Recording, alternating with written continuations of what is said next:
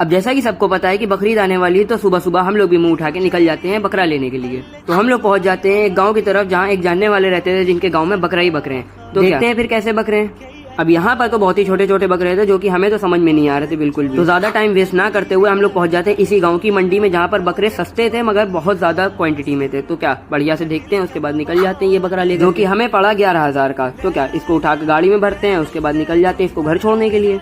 अब ये तो बड़ी आराम से कार में बैठा था, तो इसको घर छोड़ते हैं। उसके बाद हम लोग निकल जाते हैं कुछ पेट पूजा करने के लिए, क्योंकि भाई सुबह से निकले थे, बड़ी भूख लग रही। अब कायदे से खाने पीने के बाद हम लोग निकल जाते हैं कुछ और बकरे लेने के लिए, जो कि हमारे गांव में खरीदे हुए थे। तो वहां से बस हमें उठा कर लाने थे। अब कुछ देर यहाँ पर बैठने के बाद बकरे आ जाते हैं, और उसके बाद इनको लेते हैं और गाड़ी में डालते हैं और फिर निकल जाते हैं अपने घर की तरफ। अब आप सोच रहे होंगे कि ये जोड़ी हमें कितने की पड़ी। तो ये जोड़ी हमें पड़ी है 19,000 की।